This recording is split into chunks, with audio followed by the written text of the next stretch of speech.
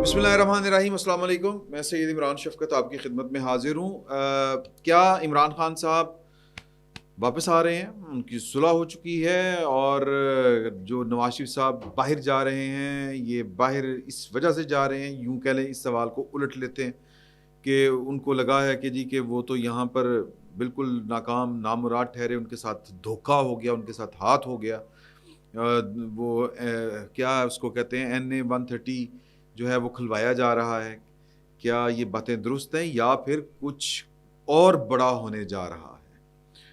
कोई कुछ और जो अभी तक हमें समझ नहीं आई, क्योंकि जो ख्वाजा आसिफ साहब बात कर रहे हैं और फिर जिस तरह के वो इंकशाफात कर रहे हैं, ये बातें सादा नहीं हैं। ये बातें सादगी में भी नहीं होती, जाने अनजाने में भी नहीं होती।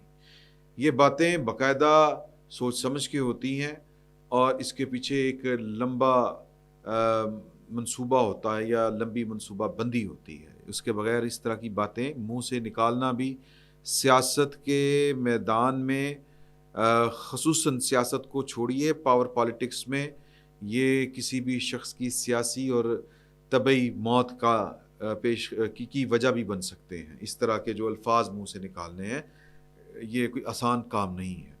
लेकिन इन सब बातों से करने से पहले मैं आपके हजूर एक दो और ख़बरें हैं वो भी शेयर करना चाहता हूँ कि बड़ी ज़्यादती वाली बात है। ज़्यादती क्या थी क्या नहीं थी, वो भी ख़बर इसी से जुड़ती है एंड के ऊपर, कि जो परवेज़ इलाही साहब हैं उनकी कोई हड्डी फ्रैक्चर हो गई है। वो वाशरूम में जेल में गिरे हैं। इससे पहले भी उनकी बेगम ने उनके साथ एक होने वाले सलूक या एक होने वाले हादसा कह लें छोटा सा, उसका भी ज़िक्र किया था, रोते हुए किया था। बड़ी तकलीफ दह बात है, लेकिन कानून तो कानून है सर। और फिर पावर पॉलिटिक्स है। पावर पॉलिटिक्स में वो क्या कहते हैं कि छोटी सी भी गलती बाज़ औक़ात आपका तख्त भी ले जाती है और तख्ता दे जाती है। तो पावर पॉलिटिक्स में परवेज़ इलाही साहब से बड़ी-बड़ी गलतियाँ हुई हैं। पावर पॉलिटिक्स में जिस तरह इमरान खान साहब से बड़ी-बड़ी गलतियाँ हुई हैं, तो दोनों की किस्मत नतीजा एक ही है। किसी न किसी दर्जे के ऊपर जाके परवेज़ इलाही साहब को पावर पॉलिटिक्स, पावर सर्कल्स माफ़ कर सकते हैं। पावर पॉलिटिक्स से ज़्यादा पावर सर्कल्स की मैं बात करूँगा। लेकिन इमरान खान साहब की माफ़ी के मामलात मखदूश हैं। तो एक तो ये आपके साथ शेयर करनी थी बात। कल एक मैंने माज़रत करनी थी आपसे, बल्कि 2 माज़रतें करनी थी। एक कल वो एक तरफ किम कार्दाशियन का और एक तरफ जो बरतानवी शहज़ादी है उसकी तस्वीर लगी थी। तो वो और दरमियान में लिखा था और चीफ़ ऑफ आर्मी स्टाफ। इस पर ये नाशाइस्ता था, ये थंबनेल नाशाइस्ता था। मैं इसकी आपसे माज़रत चाहता हूँ। हम कभी इस तरह के काम नहीं करते। वो सनसनी फैलाने की कोशिश नहीं करते। बहरहाल ये कल एक हमारी टीम से हो गया। वो कहते थे किम कार्दाशियन किस तरह लिखेंगे, वो किस तरह करेंगे, तो वो मैंने आर्गूमेंट दिए थे, लेकिन वो वोट उस तरफ ज़्यादा थे। लेकिन जो फीडबैक आया है वो मैं उस पर माज़रत चाहता हूँ आपसे। इस तरह की नाशाइस्तगी नहीं होनी चाहिए थी, मुझे माफ़ कीजिए इसमें। दूसरी माफ़ी ये है कि यार कि मेरी अंग्रेज़ी कोई बहुत अच्छी नहीं है। वो मैं उनका नाम जो है ना, वो शहज़ादा विलियम की बेगम जो इस वक़्त लापता हैं ऑलमोस्ट, जिनके बारे में तशवीश पाई जा रही है, वो उनका नाम है केट। मैं उन्होंने कैट कहंदा रहा। कैट तो बिल्ली होती है। आई एम सॉरी, मैं इस पे भी माफ़ी आपसे चाहता हूँ। केट केट मिडल्टन उनका नाम है, मेरा ख़्याल है, अगर मैं फिर भी ठीक ले रहा हूँ तो। केट कह लें खाली आप, ये नाम था। तो ये तो 2 माज़रतें आपके साथ पेशगी थी कल की, वो मैंने आपसे कर दी। अब आ जाएँ कि एक ख़बर चल निकली है और ये मतलब ये रवायत है, ये सहाफ़ियों को पता होता है, ये जो भी पाकिस्तान के अंदर सहाफ़त करते हैं, ये उनको अज़बर याद है। ना सिर्फ़ जो सहाफ़त करते हैं, जो रोज़मर्रा की सियासत के ऊपर नज़र रखते हैं, जो करंट अफेयर्स को देखते हैं, महज़ अखबार पढ़ते हैं, अदारिये पढ़ते हैं, मज़ामीन पढ़ते हैं, हल्की-फुल्की सी आदत जिनको है, उनको पता है कि नवाज़ शरीफ साहब जब भी सेहतमंद हों और कोई सियासी मजबूरी उनको लाहक ना हो, बल्कि सेहत का ही मसला, सियासी मजबूरी तो इस तरह की उनके ऊपर आई नहीं। जो आई भी थी वो उनको सऊदी अरब में ही आई थी, वो वहीं पे मुकीम थे। तो नवाज़ शरीफ साहब अपनी ज़िंदगी के जितने रमज़ान उन्होंने गुज़ारे हैं, اور یہ شروع سے ماشاءاللہ کھاتے پیتے لوگ ہیں، تو یہ ہماری خواہشیں ہیں کہ یار کہ مدینے جائیں، پتہ نہیں اللہ تعالیٰ کو تو پوری کرے گا۔ تو وہ جو ہے نا نواز شریف صاحب، یہ آخری عشرہ مدینہ منورہ یا حرمین شریفین میں گزارتے ہیں، تو یہ طے تھا کہ انہوں نے جانا ہے۔ یہ بھی پتہ ہے سب کو کہ ان کے 2 بائی پاس ہو چکے ہوئے ہیں، یہ بھی پتہ ہے ان کی ظاہری حالت دیکھ کے بھی کہ ان کی طبیعت جو ہے وہ کوئی بہت اچھی نہیں ہے۔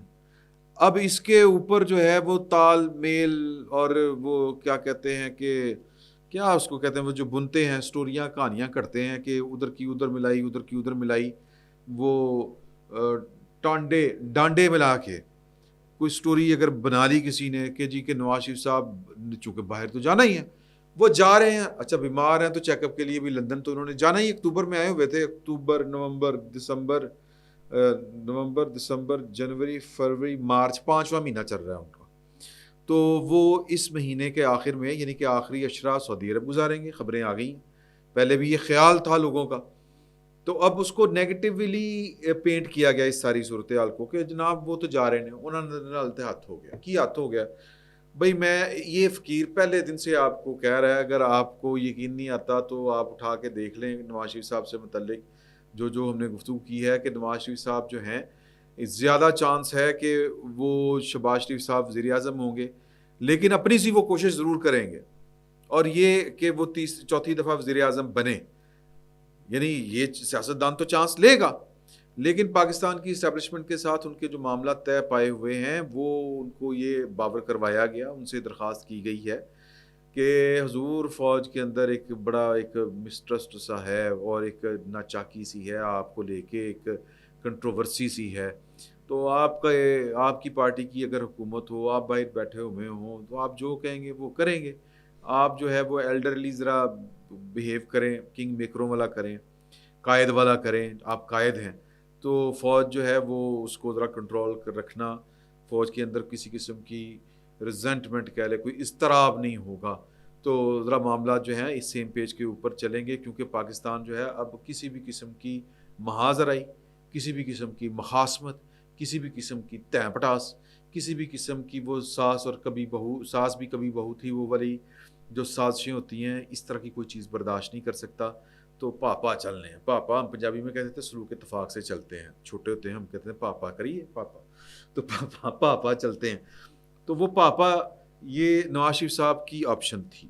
نواز شریف صاحب اگر نہ چاہتے تو شاید کوئی وہ میدان نے جنگ کھول سکتے تھے، وہ کوئی محاذرائی کر سکتے تھے، انہوں نے بھائی کو وزیر اعظم، وہ بھی خواہش پوری ہو گئی، بیٹی جو ہے وہ اس کا پولیٹیکل کیریئر سٹارٹ ہو گیا، اور بیٹی اور پارٹی، تو پارٹی چلیں بالعموم اور بیٹی بالخصوص یوں کہہ لیں، وہ تو باپ کی فلسفی کو ہی آگے لے کے چلے گی موسٹ پرابلی۔ تو نواز شریف صاحب کل بھی بیٹھے ہوئے تھے، وہ بیٹھ کے کہہ رہے تھے بیٹی کے ساتھ پنجاب میں کہ جی کہ یہ IMF کے ساتھ کب تک اس کی باتیں مانیں گے، کب تک چلے گا، کسانوں کو کیوں نہیں سہولتیں دیتے، کب تک بجلی مہنگی ہوتی رہے گی۔ کسی دل جلے نے کہا کہ میاں صاحب کس کو کہہ رہے ہو، حکومت تو آپ کی ہے۔ تو بہرحال یہ چیز جو ہے یہ اس وقت نواز شریف صاحب کا جو بھی سٹیٹس ہے وہ نواز شریف صاحب کی مرضی سے ہے، نواز شریف صاحب کی رضا مندی سے ہے۔ ایسے نہیں ہو سکتا کہ جناب کے اسٹیبلشمنٹ نے یوں کر کے سلیم اللہ سے کلیم اللہ، کلیم اللہ سے شہباز شریف سے زرداری سے مولانا سے مریم، تو اور یہ گول نواز شریف آؤٹ، اینج نہیں ہویا، یہ بات ذہن میں رکھیں۔ اب جن کو لگتا ہے اب چونکہ انہوں نے جانا ہے، چونکہ وہ باہر بیٹھے ہوئے ہیں تو علاج کے لیے بھی جانا ہے، تو اب کہانی آ گئی کہ جی وہ 130 کا حلقہ بھی کھل سکتا ہے، یہ بھی ہو سکتا ہے، وہ ہو سکتا ہے، یہ ساری باتیں اسی صورت ہو سکتی ہیں جو کہنے والے کہتے ہیں کہ نواز شریف کا پاکستان کی سیاست میں کوئی مستقبل نہیں۔ نواز شریف جو ہے بھائی، نواز شریف کا مستقبل اتنا ہے جتنا اس نے طے کیا ہے، یہ اللہ پاک کی عنایت ہے اس بندے کے اوپر، ٹھیک ہے جی، اس بات کو سمجھیں۔